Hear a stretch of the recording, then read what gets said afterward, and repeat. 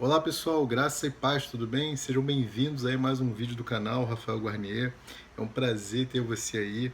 Hoje eu quero te pedir para que você curta, né, compartilhe esse vídeo, se inscreva no canal, certo? É muito importante para nós que você faça essas ações aí de curtir, compartilhar, né? A gente pede porque é importante, é necessário, né, para que a gente possa cada vez mais espalhar esses estudos, essa riqueza de informação acerca da palavra de Deus. Amém? Estamos no capítulo 10 da primeira epístola aos Coríntios. Que estudo tremendo que a gente está pegando aí do apóstolo Paulo, né? Algo assim maravilhoso mesmo. Paulo vem repreendendo a igreja aos Coríntios, né? A igreja dos Coríntios, a igreja em Corinto, né? Por conta do comportamento deles, especialmente sobre alguns temas, como por exemplo a fornicação, né? Então nós vimos lá, né? Vamos fazer um flashbackzinho rápido aqui, né? Então aqui, ó, ele vai falar especialmente da fornicação e das coisas sacrificadas aos ídolos, tá? E chegamos ao capítulo 10, quando nós temos aqui uma tipologia, né? Uma tipologia aqui da tentação, né? Uma tipologia, a tentação em si aqui, quando ele vai falando da questão ainda das coisas sacrificadas aos ídolos, que para eles era uma tentação, né? E você tem uma tipologia toda aqui de Israel, dos versículos 1 até o versículo 13 desse capítulo 10, ok? Então, abra sua Bíblia aí, 1 Coríntios, capítulo 10, versículo 1. Vem comigo. Vai dizer assim a palavra do Senhor: toda ela inspirada, né? Toda ela eficaz para a nossa vida. Nenhuma vírgula dessas páginas não tem significância, não tem importância para a nossa vida. Tudo, absolutamente tudo, é fundamental para nós. Genealogias, por mais que a gente pense que não tem, que é chato, são importantes também. Né? Eu tenho até um videozinho falando sobre genealogia. Depois você pode ver aí, eu vou deixar um card para você assistir esse vídeo se você quiser. Tudo, irmão. Uma vírgula presente aqui é importante. Amém? Vamos lá. Capítulo 10, versículo 1. Vamos lá, olha lá. Começa assim, ó. Ora, irmãos, não quero que ignoreis que nossos pais estiveram todos debaixo da nuvem, e todos passaram pelo mar. E todos foram batizados em Moisés, na nuvem e no mar. Bom, então nesses dois primeiros versículos aqui, ele está falando acerca do batismo de Moisés. E aí quando ele começa o versículo 1 dizendo ora, algumas traduções vão dizer pois, ele está dando a ideia de continuidade daquilo que ele vinha falando no capítulo 9. Tá? Você sabe que a Bíblia ela tem essas divisões entre capítulos e versículos para nós, mas ela foi escrita como textos contínuos, ok? Como uma redação contínua, tá ok? Sem essa divisão que nós temos hoje. Alguns outros destaques desses dois primeiros versículos aqui, né? Quando ele fala assim, ó, não quero que ignoreis, ele está dando a mesma ideia aqui desse ignoreis do não sabeis, né, que a gente vê lá no capítulo 9, no capítulo anterior, versículo 24, olha lá. Não sabeis vós que os que correm no estádio, todos na verdade correm, mas um só leva o prêmio? É a mesma ideia desse sabeis aqui, quando ele está falando aqui, não ignoreis, beleza? E aí ele continua, todos debaixo da nuvem, e todos passaram pelo mar. Então nesse versículo 1, né, a nuvem cobria Israel. A nuvem, vocês lembram, né? É só você olhar lá o texto. Pega Êxodo, por exemplo, capítulo 12, versículo 37, você vai ver a Páscoa, né? E eles corriam, né? Então eles fizeram a Páscoa e correram. Quando eles fizeram a Páscoa e começaram a sua corrida, eles começaram a dar início ao que? A vida cristã. Né, a corrida que Paulo fala aqui no versículo 24 do capítulo 9 anterior. Né? Então a nuvem que cobria Israel tipifica o Espírito Santo para nós, crentes neotestamentários, né? O dispensar-se do Espírito Santo em nós. Ok? Então lembra lá do capítulo 5, versículo 7, quando ele fala assim, ó, purificai-vos do fermento, né? Então, a partir do momento que nós celebramos a Páscoa, e a Páscoa é a festa dos pães sem fermento, né? O Espírito Santo passa a nos guiar, como a nuvem guiava aquele povo, como a nuvem guiava Israel, ok? E ele continua, né? Todos, ele está se referindo a todo Israel. Todo Israel foi liberto da escravidão do Egito. Mas nem todo Israel vai alcançar o alvo estabelecido por Cristo. Todo Israel foi livre das mãos de Faraó. Mas nem todo Israel vai alcançar a recompensa. Alguns vão ficar pelo meio do caminho. Certo? Versículo 2: E todos foram batizados em Moisés, na nuvem e no mar. Né? Então, na nuvem refere-se ao Espírito, e no mar, a travessia do Mar Vermelho, né? Refere-se a um batismo nas águas. Né? Então, a passagem pelo Mar Vermelho vai tipificar para nós o batismo. Olha lá, Êxodo 14, versículos 21 ao 30, uma das passagens mais lindas, né? De toda a Bíblia. Né? Se você voltar um pouquinho, né? Acho que 14, você vai ver. E os egípcios que hoje vedes nunca mais tornarão a ver. Né? E aí são passagens tremendas, né? Simbolismo nosso batismo. O batismo que para nós está descrito lá em Romanos 6, versículo 4. Beleza? Outra questão aqui que eu gosto de abordar muito é o seguinte. Vocês sabem que durante a peregrinação no deserto, durante 40 anos, né, nasceram outros israelitas, né? Nasceram outros filhos de Jacó, certo? Outros filhos de Israel. Então, entenda, eles precisavam ter essa aliança, né? Eles precisavam ser batizados. Mas como você vai batizar no deserto?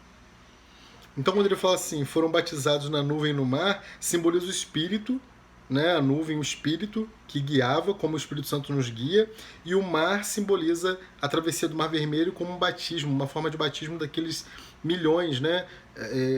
2 milhões de pessoas, né? Alguns estudos dizem que eram 2 milhões de israelitas, né? de filhos de Jacó, fora outras classes, como mulheres, velhos, crianças e tudo mais. E aqueles que haviam sido convertidos também ao Deus de Jacó. Certo? Aí percebam, quando as pessoas vão nascendo, e ele fala assim, batizados na nuvem, é porque Moisés também batizava na nuvem, nos montes, nas nuvens, né? As pessoas que iam nascendo no meio do caminho, certo? E aí tinha aquele período de circuncisão também, o 8º dia, toda a lei ia sendo cumprida, ok? Versículo 3. E todos comeram de uma mesma comida espiritual. Aí que se refere ao maná, né, que para nós é uma simbologia de Cristo, o nosso pão diário. Né? Então, maná lá em Êxodo, se você for Êxodo, capítulo 16, versículos 14 ao 18. Tá? E isso é uma prefiguração do nosso Cristo, né, como nosso suprimento diário, lá em João 6, 31 ao 35. Né? Para que nós precisamos? Porque sem isso nós não conseguimos fazer a nossa caminhada cristã. Né? Então, todos nós crentes devemos ter o mesmo alimento espiritual. Né? Todos nós crentes, o mesmo alimento espiritual. E você não deve comer nada além do nosso pão diário, que é o nosso Cristo. Ok? Beleza? Muito bom, né? Versículo 4. E bebem todos de uma mesma bebida espiritual, porque bebiam da pedra espiritual que os seguia, e a pedra era Cristo. Né? Então isso aqui está se referindo à água viva que jorrou da rocha fendida, lá em Êxodo 17, versículo 6. Né? Então essa rocha, né? essa água que jorra da rocha fendida, ela prefigura o Espírito que fluiu do Cristo crucificado e ressurreto, né? Como a nossa bebida toda inclusiva, né? Lá de João 7, 37 ao 39 e 1 Coríntios 12, versículo 13, ok? Então, para que a gente possa correr essa corrida, né, tão gloriosa que nós temos que correr pela frente, a gente deve beber, todos, né? Todos devemos beber a mesma bebida espiritual e não devemos beber nada além do Espírito, todo inclusivo em nós, certo? Versículo 5, mas Deus não se agradou da maior parte deles, por isso foram prostrados no deserto, né? Eles foram derrubados, né, no deserto, né, conforme a gente pode ver lá em Números, capítulo 14, versículo 16 e versículo 29, né? Eles foram mortos, certo? Aí não vou entrar no mérito, né, mas mortos, mais ou menos naquela ideia de 1 Coríntios 5, tá? Olha lá depois, 1 Coríntios 5, capítulo 5, nós falamos já e você pode ver essa mensagem, é tremenda, poderosa, e eu te encorajo neste dia, né, a ver essa mensagem aí, ok? Versículo 6, e estas coisas foram-nos feitas em figura, para que não cobicemos as coisas más, como eles cobiçaram, né? Então, isso aqui que está sendo aplicado no versículo 6 se aplica no versículo 11, né? Olha lá no versículo 11. Todas essas coisas lhe sobrevieram como figuras e estão escritas para aviso nosso. Então, olha só. Todas essas coisas, o quê? O batismo nas águas, o batismo no Espírito, né? Tudo é uma prefiguração nossa. O nosso pão diário, o nosso alimento diário, né? Tudo isso que está sendo falado aqui são figuras, né? Então, comer do alimento espiritual, beber da bebida espiritual para você prosseguir a sua corrida, né? Então, tudo isso que está sendo falado aqui por Paulo é uma figura daquilo que nós deveríamos ou devemos, na realidade, fazer. Amém?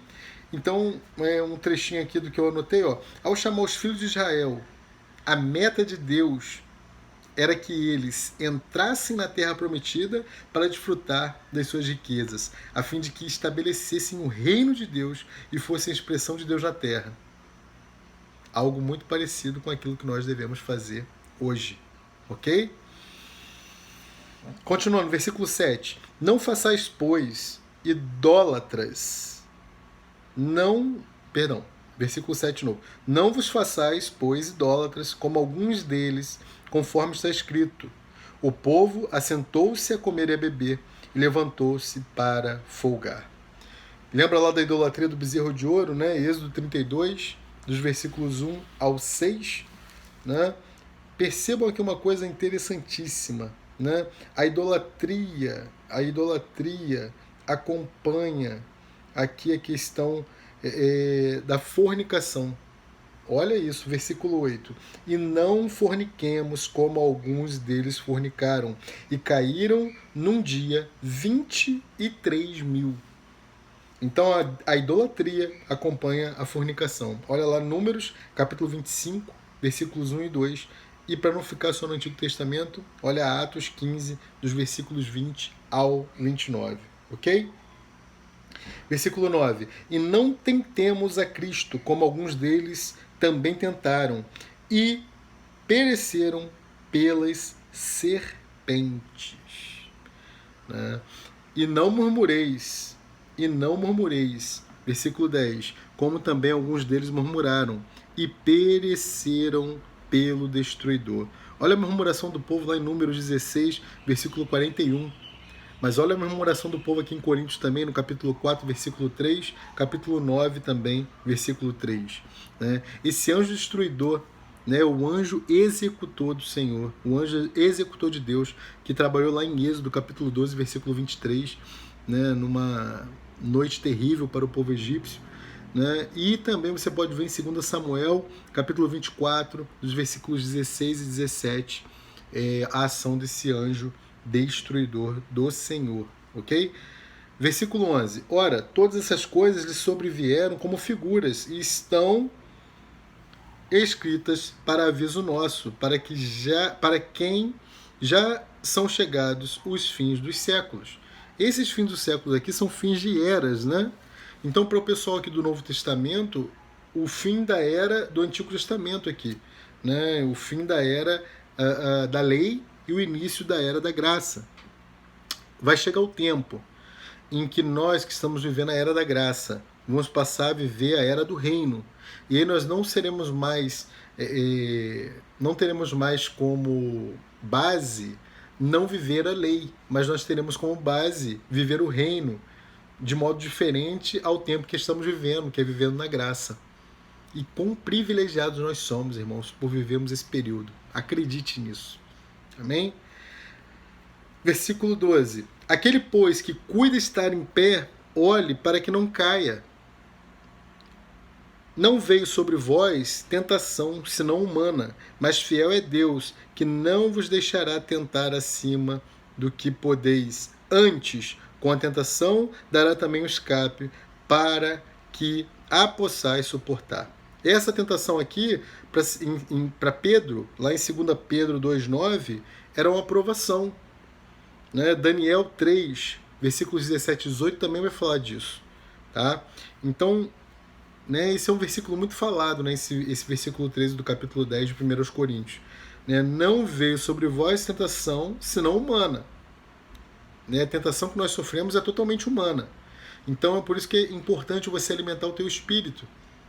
Que é a guerra, né, do espírito contra a carne. É como a rinha de galo. O galo que é mais alimentado, certamente ele vai ganhar. Aquela luta tão sangrenta, tão cruel e em muitos lugares proibida, né? Que são as rinhas de galo. O galo que for mais alimentado vai ganhar, assim como quem nós alimentarmos o mais ganhará a guerra aqui também. Se você alimenta o seu espírito com a palavra de Deus, com as coisas do alto, você vai ganhar a batalha diária contra a sua carne. Agora, se você alimenta a sua carne, aí, meu irmão, não tem como, né? Se você se alimenta de coisas que a televisão te oferece, que o YouTube te oferece, que não são coisas que edificam, né, o nosso espírito, a nossa carne certamente vai prevalecer. Aí, agora ele vai falar aqui a partir do 14, né, até o versículo 18, ele vai falar de nós, né, quando ele está falando para os coríntios, mas isso serve para nós também, nós devemos nos guardar da idolatria. Né? E olha a preocupação que Paulo tem na questão da idolatria. Né? É um dos pontos aqui que ele mais aborda. A idolatria, as coisas sacrificadas aos ídolos. Né? Olha lá. Portanto, meus amados, fugi da idolatria. Ele começou a falar disso lá no capítulo 8, versículo 1. E aqui ele está finalizando o assunto. Né? Quando ele fala dessa idolatria, como eu já disse, é comer das coisas sacrificadas. Né? Então guarda a idolatria à mesa do Senhor. Versículo 15. Falo como a entendidos. Julgai vós mesmos o que digo. Ok? Então, comunhão do sangue, comunhão do corpo. Presta atenção. Versículo 16. Porventura o cálice de bênção que abençoamos não é a comunhão do sangue de Cristo? O pão que partimos não é porventura a comunhão do corpo de Cristo? Porque nós, sendo muitos, somos um só pão. Nós somos o único corpo, que é Cristo. Né? E um só corpo, porque todos participamos do mesmo pão, que é o nosso Cristo. Vede a Israel, versículo 18, segundo a carne, os que comem os sacrifícios não são porventura participantes do altar? Né? Agora é o detalhe, ou você é participante do altar de Deus, ou você é participante do altar dos deuses. Você não pode participar dos dois altares. Tá? Porque quem participa do altar tem comunhão, é coparticipante. Escolha o altar. Ou você participa do altar de Cristo, ou você participa do altar dos deuses. Os dois você não pode participar ao mesmo tempo. É impossível servir aos dois senhores. Né? Você lembra desse versículo aí. Versículo 19. Né? Versículo 19, ele vai falar um pouquinho exatamente disso que eu acabei de falar, né? A separação das mesas. Olha lá. Mas que digo? Que o ídolo é alguma coisa? ou que o sacrificado ao ídolo é alguma coisa?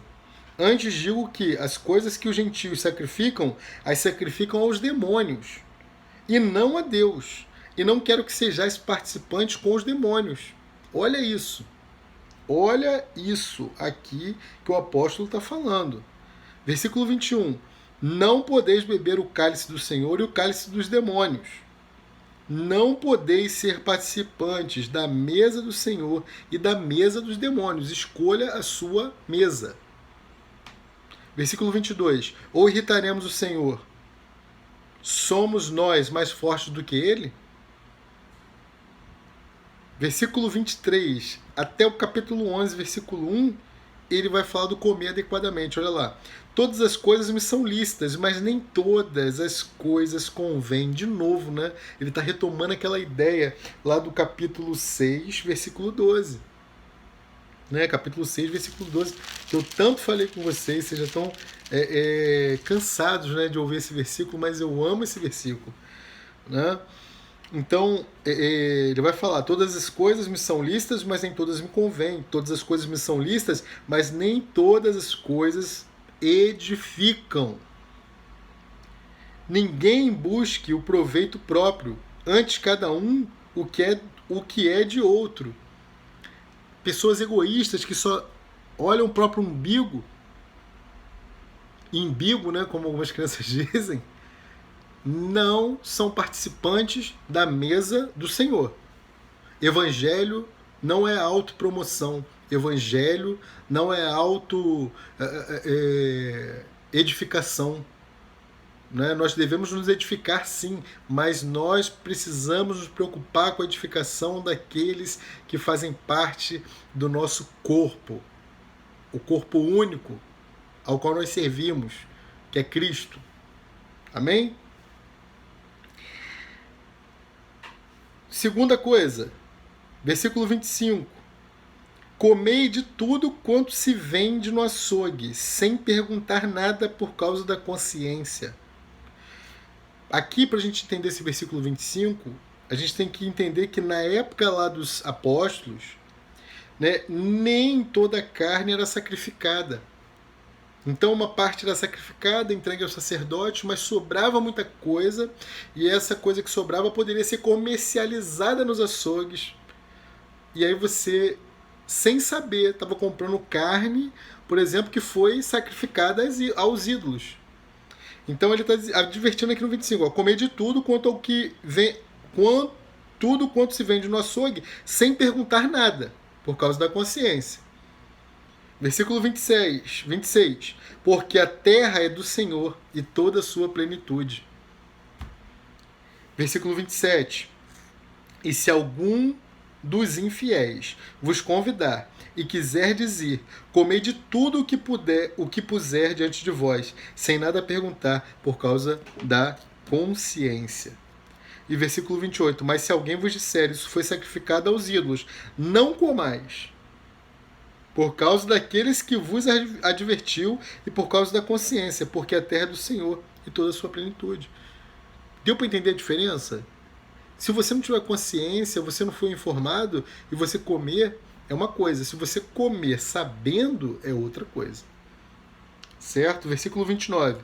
Digo, porém, a consciência não a tua, mas a dos outros, a do outro, a dos fracos, que não vão entender o seu ato de comer. Pois porque há de a minha liberdade ser julgada pela consciência do outro. Eu vou repetir. Pois porque há de a minha liberdade ser julgada pela consciência do outro. Versículo 30.